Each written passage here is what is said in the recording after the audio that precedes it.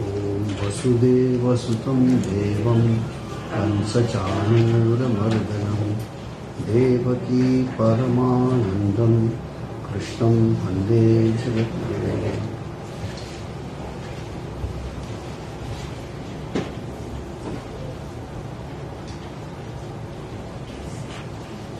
So we were studying this, that the closest subject to philosophy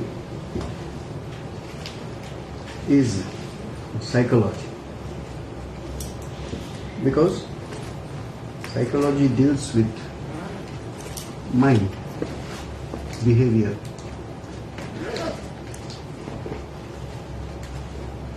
Since all of us are born, or all the human beings in a way, we are born extroverts.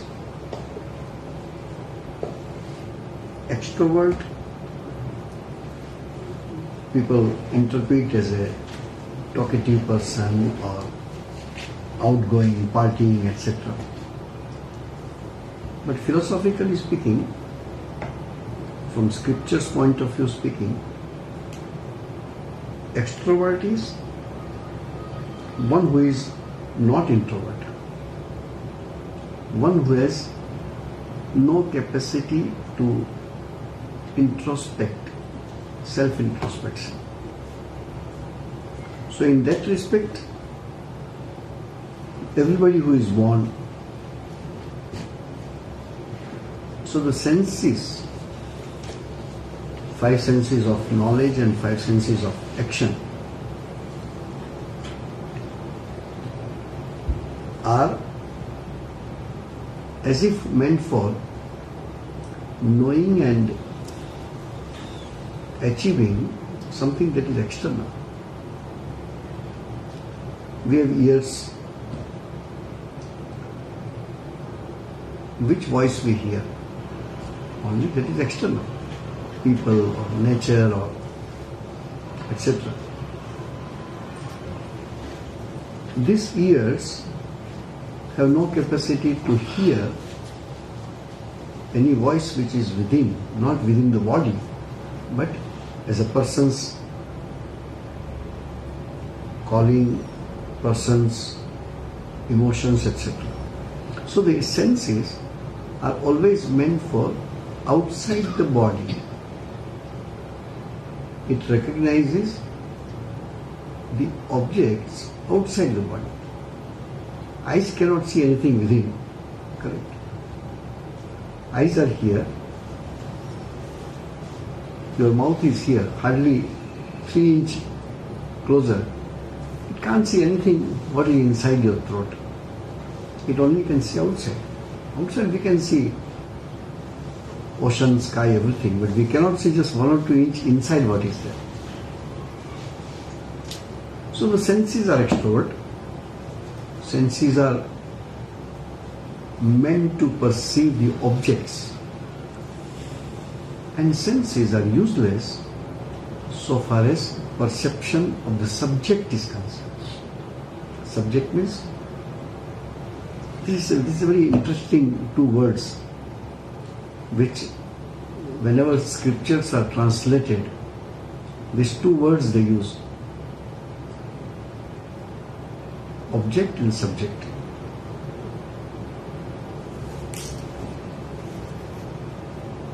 That which is objectified by us, that which is seen, that which is touched, that which is heard, that which is smelled, they are our objects. And one who perceives,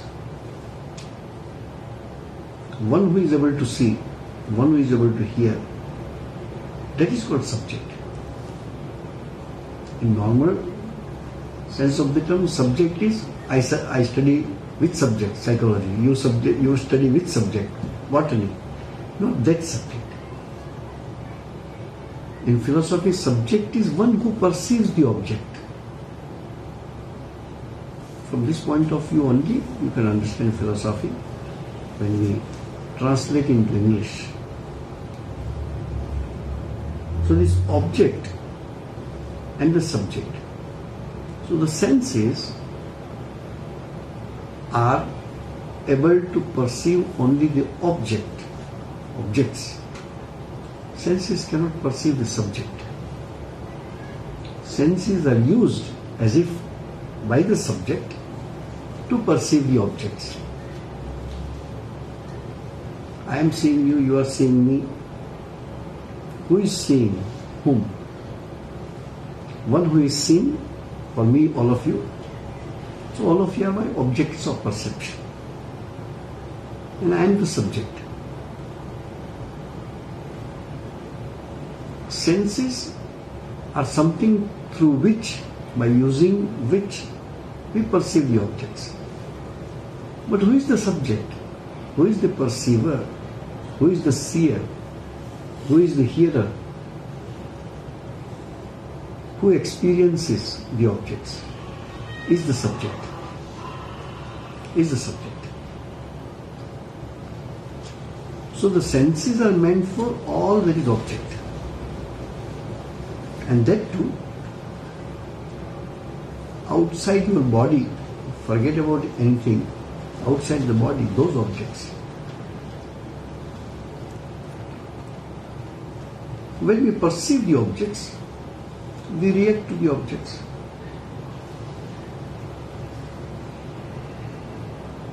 Either we are attracted to the objects or we are repulsive towards the object.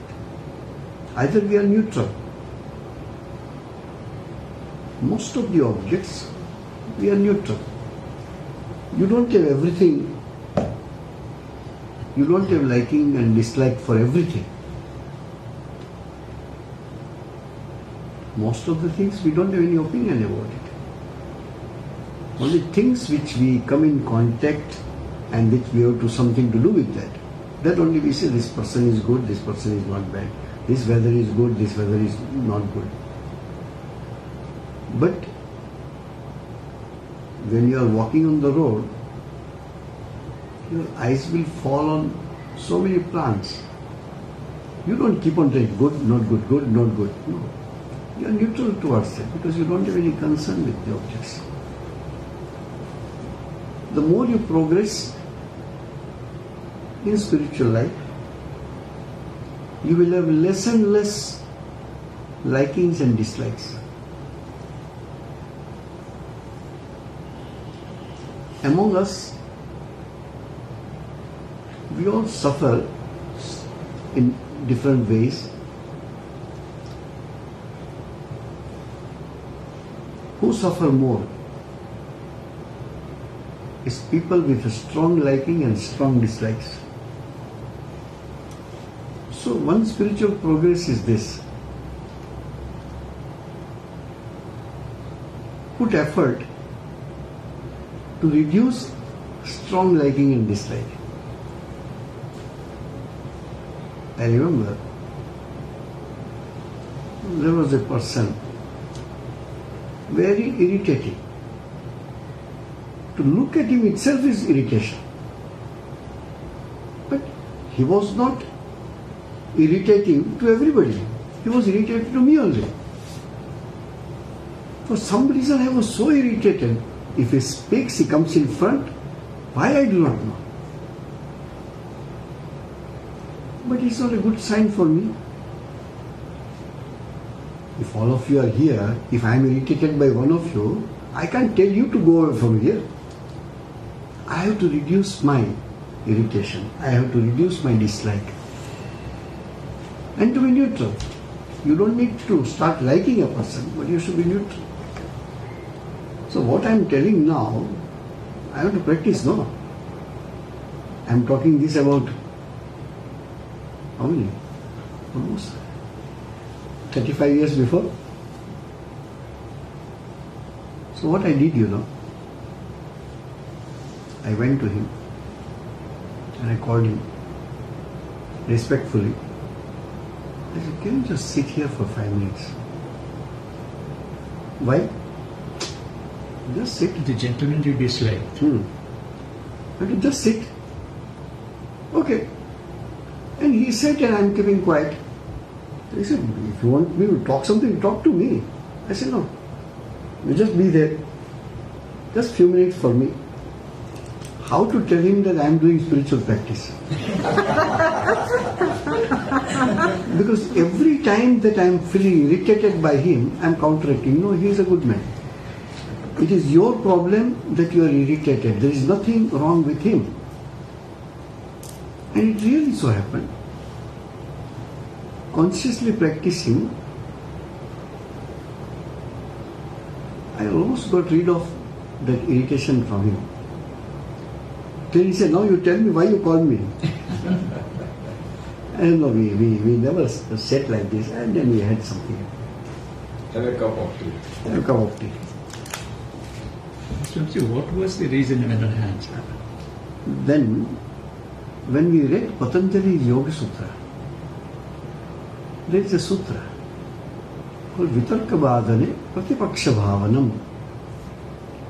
What is Pratipaksha Bhavanam? A doctor prescribed, gave medicine to you. How many of us are fond of medicine? Nobody.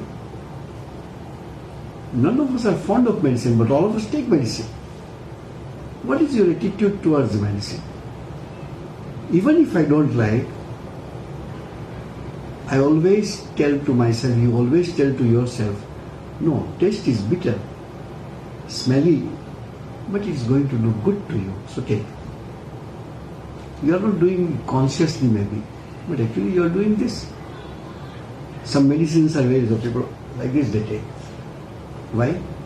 So they say, Patanjali says that you need to think it opposite, to counteract. Eventually you have to be free from. If I hate somebody, not that I have to be attached to him or her, no. I have to be neutral. But unless I practice that liking, for whom I have a dislike, how to be neutral? And we cannot do it with everybody. So we need to cultivate an attitude of being neutral. So, in general, we have to be free from strong likings and dislikes. You will be wondered, I can't tell you anybody's name, but there is a very devotee who is connected to the mission for last maybe 40-45 years. So one day I asked, why don't you come regularly? No. But you are such old devotee. I cannot tolerate her presence. I am telling you truth. When you go to temple, does it matter who is sitting there? You are going to temple for something different, no? No, I cannot sit in the temple if other person is sitting in the temple. I said no. And this is a learning for us. We may have. We are human beings. We are not gods. So we may have liking, disliking for certain personalities. But that doesn't mean that the presence of that object whom I have disliked cannot be so powerful that it dictates my behavior. That's what happens. As soon as you are attached to something, you will find the person whom you are attached with starts dictating you. This happens. If a person falls in love with someone, whatever he or she says, they will do. That means what? As soon as you start liking, you start getting dictated by that person. Same goes with hatred. If you hate someone and you hear that that person is coming, you start hiding, you start doing something. That means that person is dictating your behavior. Spiritual life is always to think subjectively. For example, this aspect which I am talking now, that person whom I like very much and dislike very much dictates my behavior. We think about that person only always. But we have to start thinking otherwise, that without his or her knowledge, he or she dictates me my behavior. We say sometimes, oh, he come from this side, I got to go this side. If he come from this side, I go that side. Who told you to go the other side? That person. He doesn't even know. So it is you and your liking and dislike which makes the objects dictate your behavior. Even the object could be inert.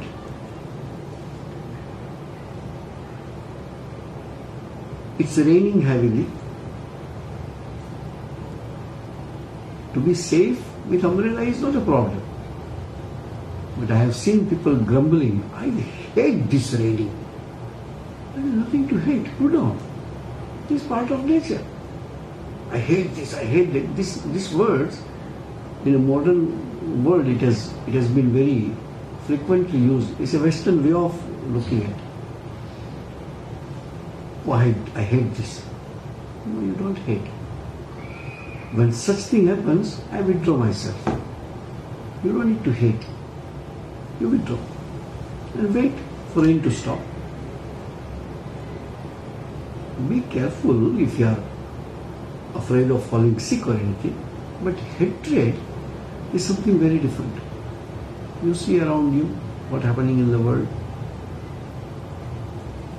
And this is a very interesting thing. We are no persons to talk about any big forces. Both the parties says we believe in peace, we believe in progress, and both the parties are trying to reduce peace and progress of each other. How it is possible? It's a concept only. This whole thing which is happening, war between two countries, whether these two countries or those two countries. And now this pair of countries are increasing. They fight for what? Fight for a concept. There is no in each other's country which they want. Maybe a small piece of land. I also want this. That's what Hinduism teaches. That's what Vedanta teaches.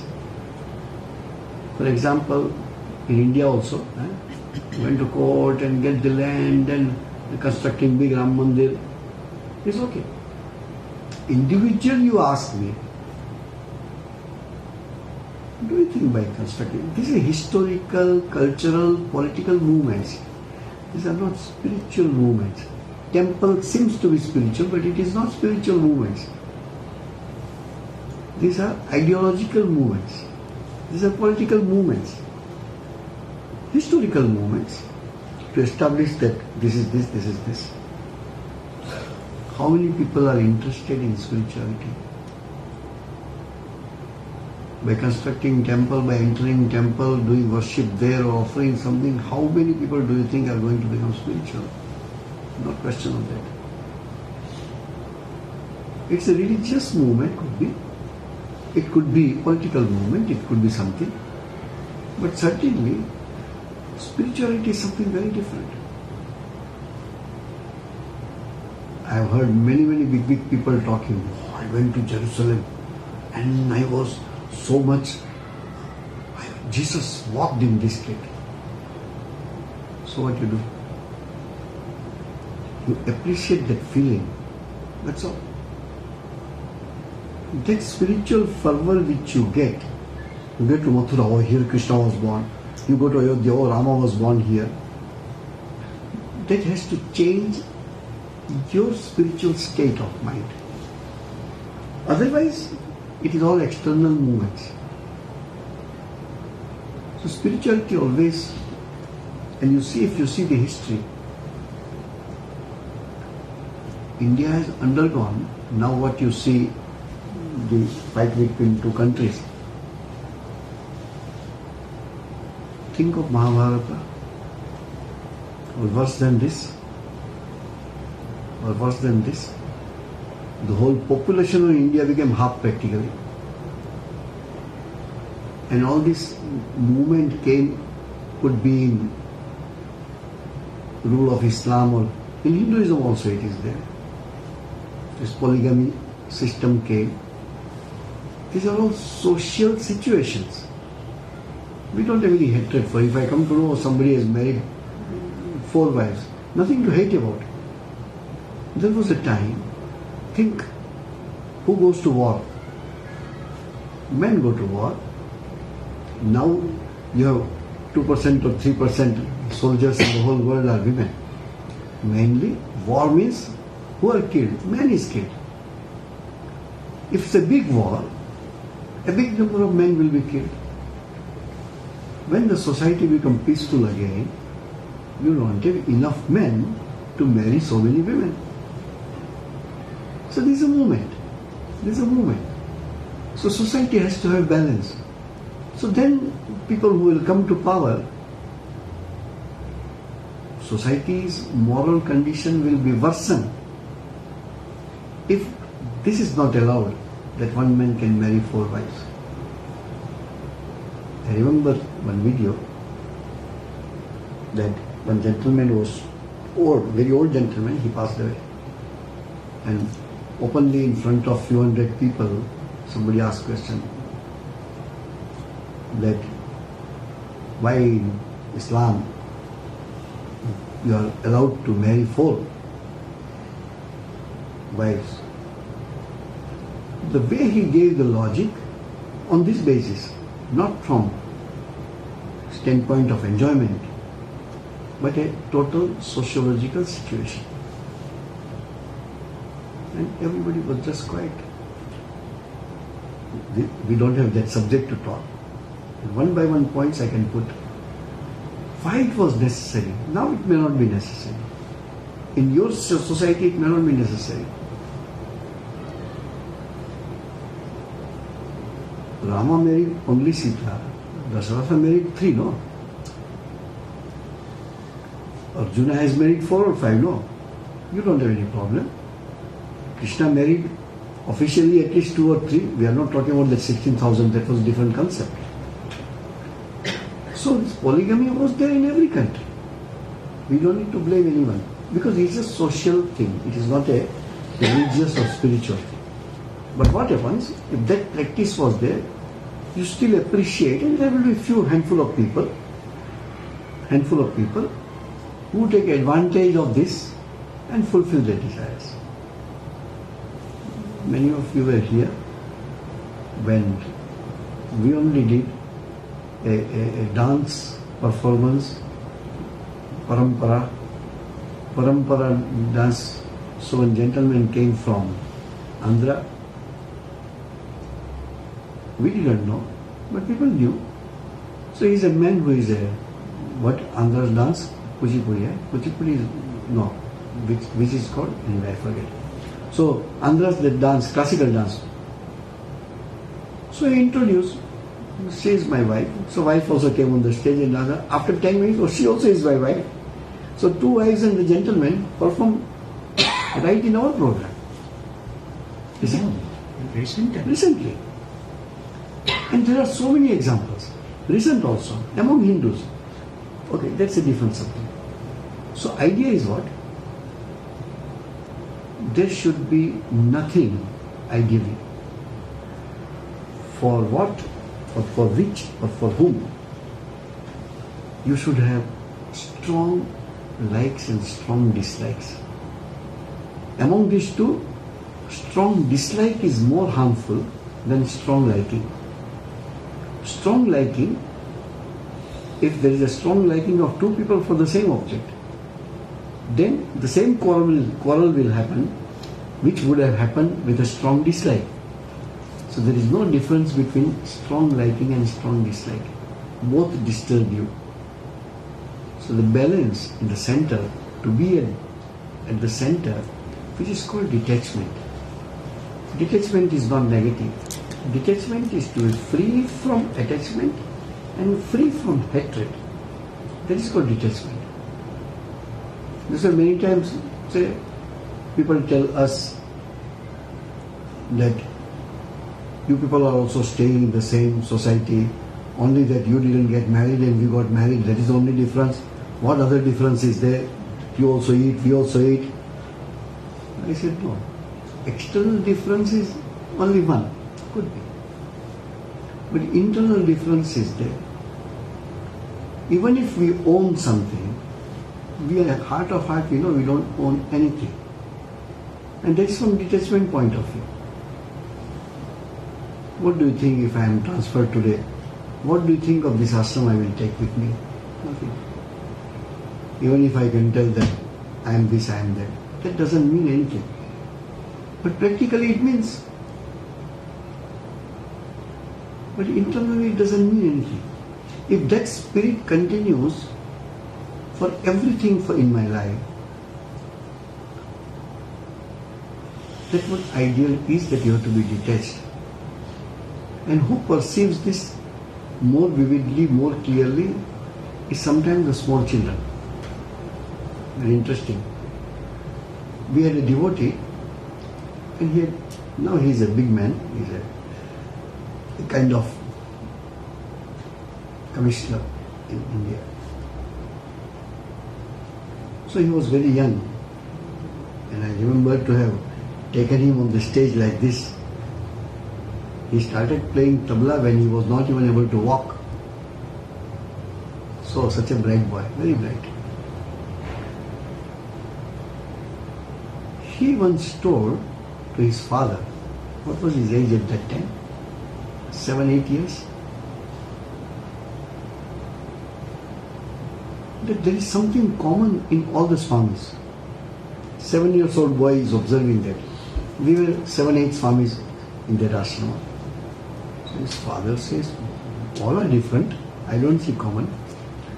Then he used one word and he says, you do not see stress on anybody's face. Because transfer, okay, which train, when, which flight, I go. Yes, sometimes on a surface level we say, nice place, good people, but it's okay. Some place I will go, some more good people I will see there. So idea is not there. Idea is to be free as much as possible. None of us are free from that completely. Could be. But this practice of becoming free comes from this idea of detachment. So when this concept which we are reading originates from this detachment, attachment doesn't mean you hold on to that. Attachment will start from appreciation. You go to a garden, nice flower. If you are allowed to, your hand will go like this and you pluck. Just minutely observe this. What came in your mind? Possess. Appreciation. First came appreciation. Very nice and beautiful. Then immediately it comes, a process takes place, just what this sloka says, a kind of, I should have it. Have it means company. Company of a person, company of a thing, company of a flower, what is a company? Then comes the ownership. Company is not enough. Ownership. If I can have it, is it for sale? No. That's why in our garden we don't try because we don't have any flowers. Please, India, everywhere in all ashrams, please don't pluck flowers. Every garden we write. Because there is a technical word which is called abhinivesh. Abhinivesh is, nivesh is investment. Abhinivesh is already your mind you invested in that and you are attached to it. So first came appreciation. Appreciation in a way is your attention has gone to that object.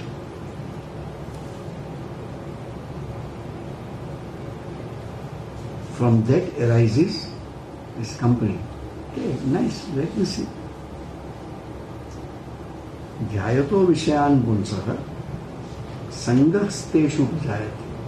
Sangha, company comes out of that appreciation. And immediate steps takes place. If we are not observant of our mind, it happens so fast that you feel that it's a natural behavior. But if you do the, what is the word nowadays they use for scanning? That MRI, when they do, what is MRI? MRI is just like the slices of your body.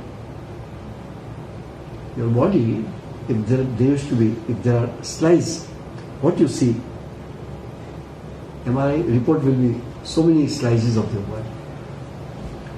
So, if you do this MRI of this whole process, it happens very fast. So this total scanning is done by Krishna. Appreciation comes, immediately your hand is extended. We are talking about the flowers. You can interpret for everything in the world. Then comes possession. But before possession, you must have a strong desire to have it. By the time you pluck the flowers, the gardener or the owner of the garden will say, "Excuse me, you can't pluck it." And then you start looking at yourself. Who is he to tell? I am this, I am that, I am big in the society, I am a lot of money, I am so powerful. So immediately fight will start. This happens every time. You do it, it will happen. If fight doesn't happen, action will happen. So, when company you want, then the ownership comes. There is a strong desire of having the object.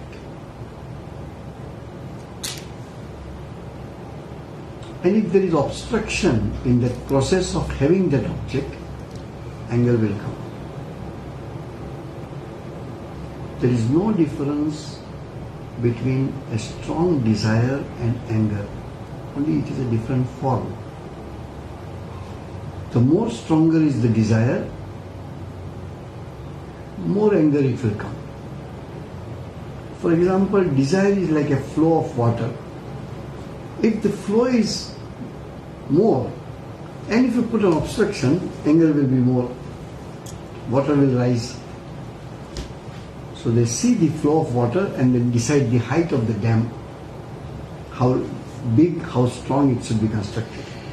Because the force of water is too high. It will overflow the dam. Sangat sanjayate kamaha. Kamat krodho vijayate. If desire is not fulfilled, anger will come. And believe, it's not that it happens in the adults only. Children express that anger so easily. We don't express. All of us have a sensor. As soon as you are adult, you have a sensor. Even if it is there, I don't allow you to know what is happening in my mind. Correct? Children immediately express. Go to shopping mall, I want that. Mommy says no, that fellow will start or drama in shopping mall itself. Because he doesn't have a sensor. As soon as you are adult and you are stopped, I will see. Let me come back. That is a censored reaction. That's a different thing. That's not the topic of discussion. So the anger comes out of desire. Why everywhere in Hindu scriptures it is told that you should renounce the desires? One part is that all the objects which you desire, all are not beneficial to you. Till you experience the object, you desire. once you desire and get it, and if you get discomfort and problems and all that, same object which you were desiring to have it, your desire changes to get rid of that. There's another desire, to have it, to leave it. A young boy gets attracted, I want to marry. Then said, no, something wrong went happened. My decision was wrong. With the same force, he was to divorce. This is something very strange behavior. Something nasty. I will just touch and go. Many incidents happen. Singapore also it happened. That a boy killed a girl in a very ruthless way. Why? Because he loved her so much. Loved her? So much. Can love kill? But love must have transformed into... It doesn't transfer. The force is the same. This is what we are discussing philosophically is this. Force is the same. It is the same fire which cooks your food. It's the same fire which burns your house. It's how you use the fire. So this emotion, which is called liking, it could be whichever way, it's a force. When it didn't come, the same force became anger. The flow of water was coming. As soon as you constructed the dam, the water level goes up. The river was flowing like this. If there was no obstruction, it would have flown. But because you obstructed, so the same force became vertical. That going up or rising of water is example of anger. The emotion which comes as lust or liking, when obstructed, becomes anger. It's the same emotion. I remember a small story.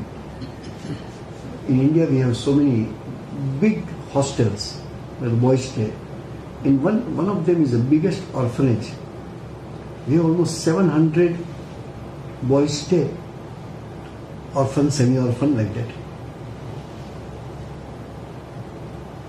So school holidays, so children went back home and came back. Wherever home you call it, many of them don't have anything, so they don't go. So there was a big boy. Big boy is, say, 12, 13 years old. He had liking in a very good way, nothing wrong liking. A brotherly feeling for a boy who is 7 to 8 years old. So when he went home, he brought some sweets. And his only wish was that the boy whom he loved so much should eat. So he gave him a sweet, that boy took. He gave him a second sweet, the boy started telling no. Maybe second, third, fourth, he has to say no sometimes, Then he started forcing him. So that boy started crying, small one. So the complaint went to the Swami. The Swami called both of them. What's the problem? No, he's forcing me to take sweets. That was, but I love him.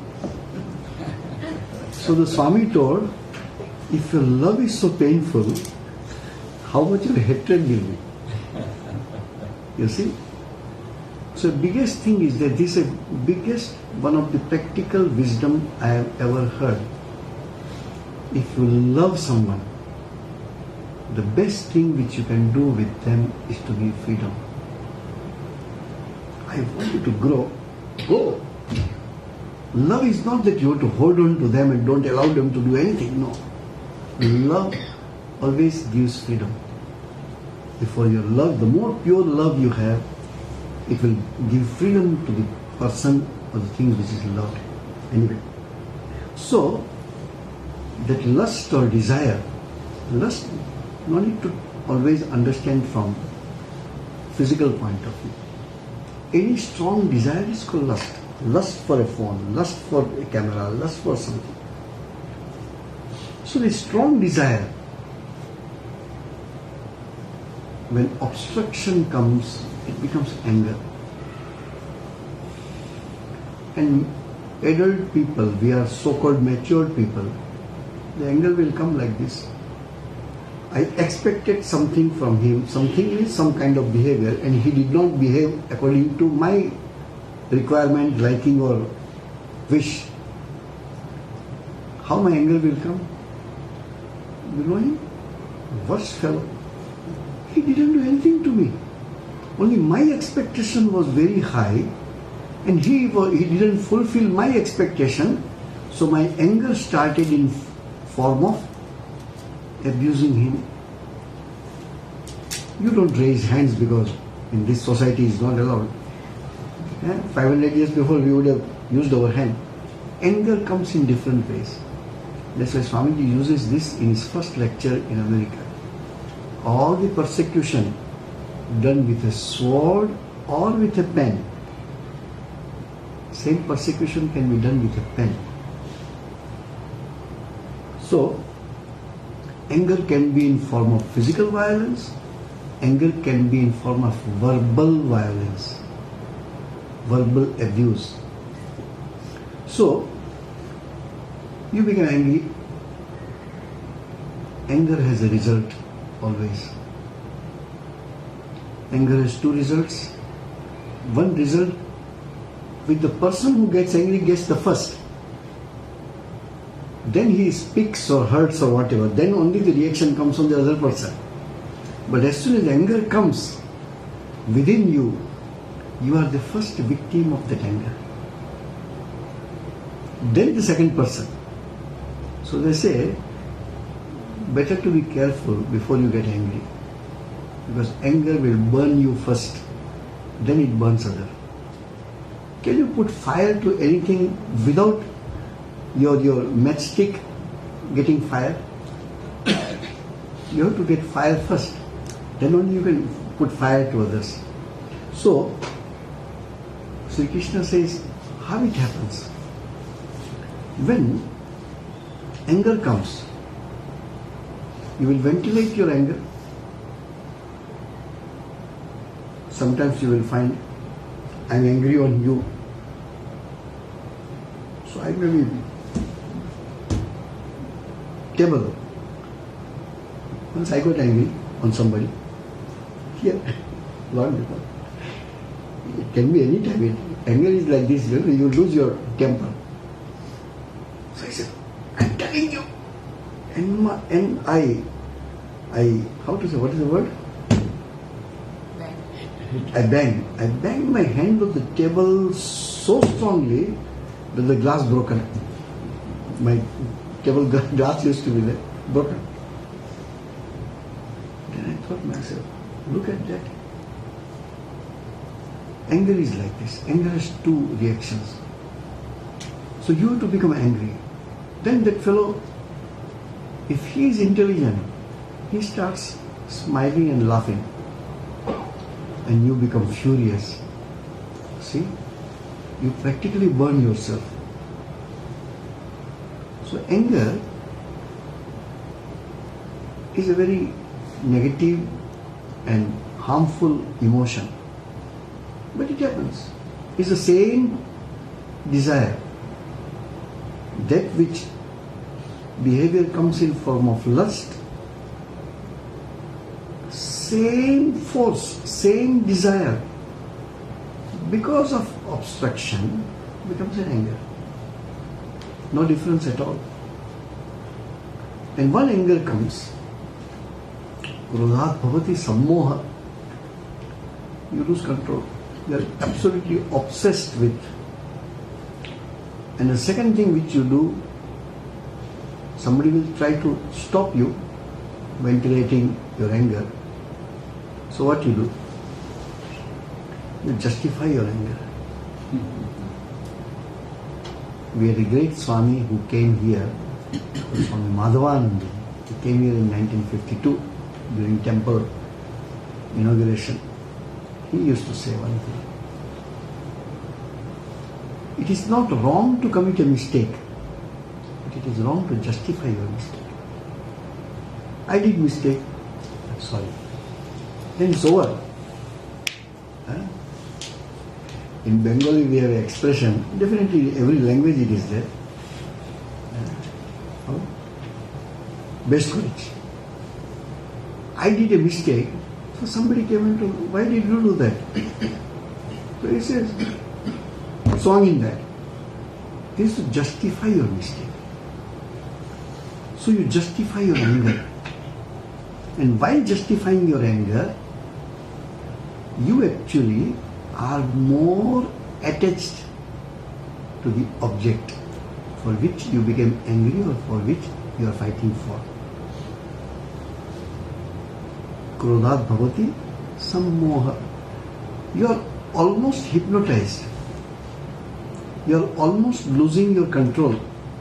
When you see in anger he lost control, that stage of anger is called sammoha. You are completely hypnotized with that. No, I will finish you. Finishing was a process, by word or by sword. But that confirmation, that justification that I will not stop, that is anger, and then over that comes this justification. I will finish. Anger. And then the force comes that I will see that the result of my anger is this, which is going on now. You see? And the whole world is so much afraid. Maybe 2 million people, 20 lakhs people without faith do not know. Sometimes I should not say it right. Why, how human being can be that? Anyway, war doesn't bring the peace. You want to establish peace with the help of war? It doesn't happen. But anyway, history of the world is history of the wars. Any country, from the Stone Age to the nuclear age, our history is full of wars. Take Ramayana, there is a war. Take Mahabharata, there is a war. Take Durga Saptasati, there is a war. Remember Shivaji, there is a war. Remember Aurangzeb, there is a war. Remember Rana Pratap, there is a war. You name it and there is a war. So human history is trying to justify your standpoint. What I say is correct. You say, no, I don't agree with you.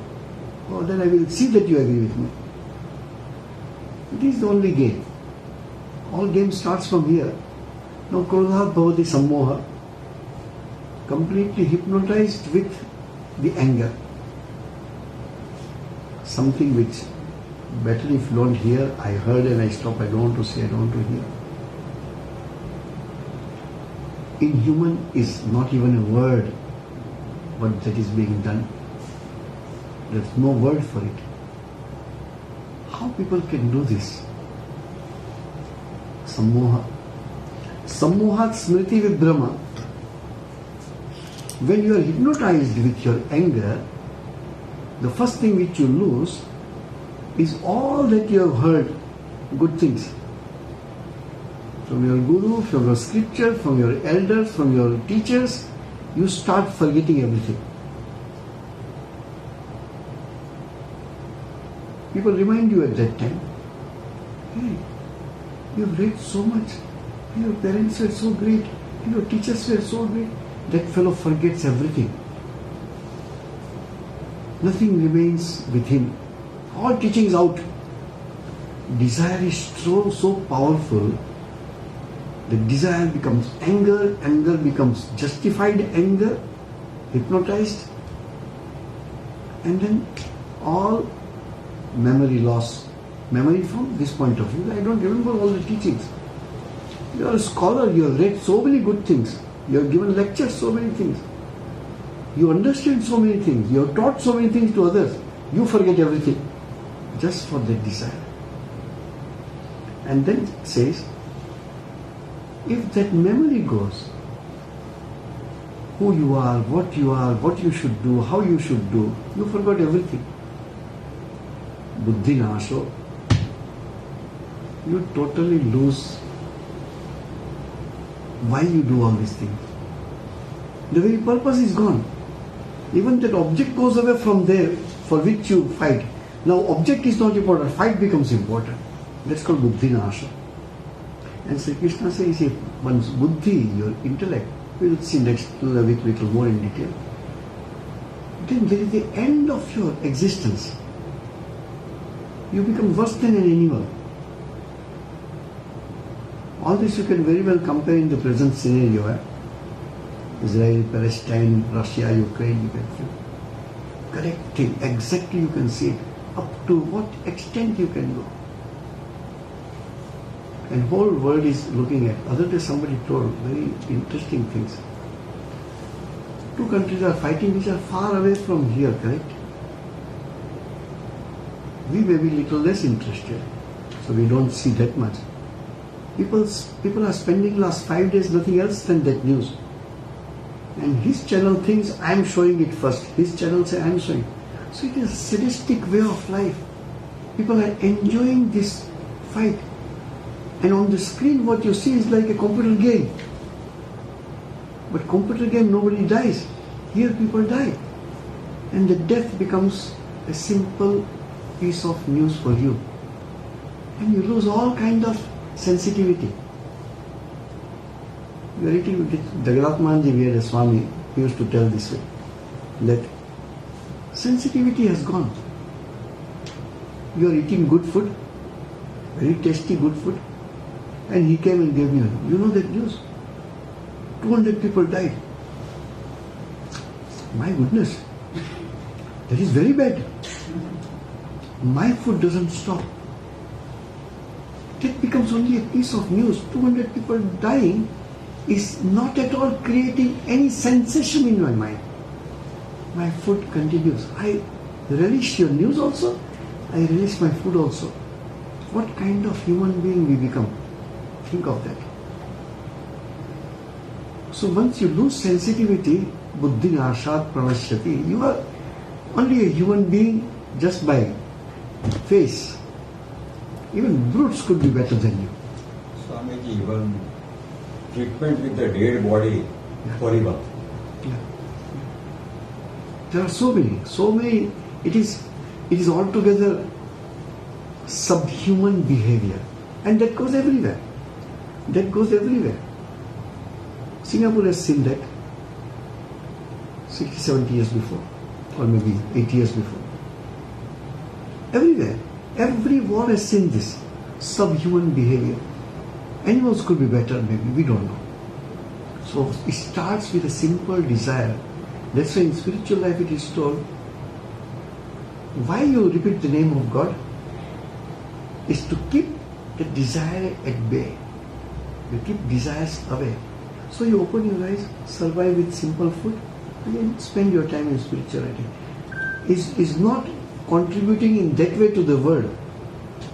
Of course, your brutality or your subhuman behavior is not there is a contribution. But you become free from. So to achieve from a common human being to a special human being to a better human being to a godly human being, that path we are supposed to go.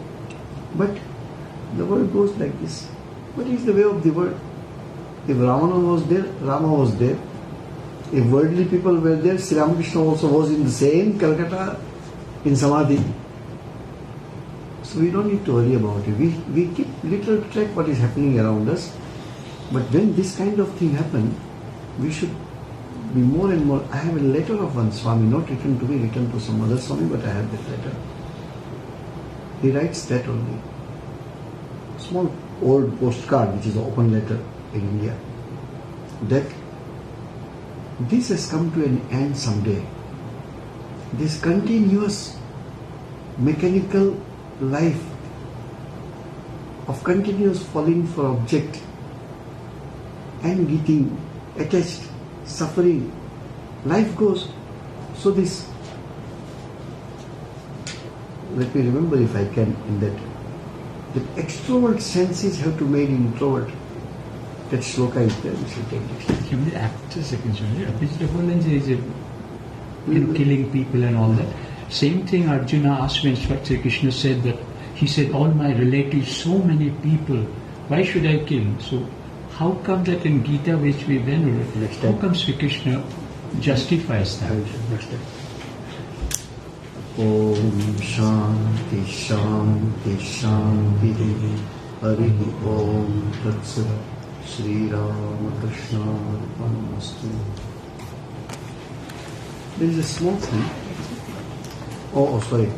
Next week is Durga Puja.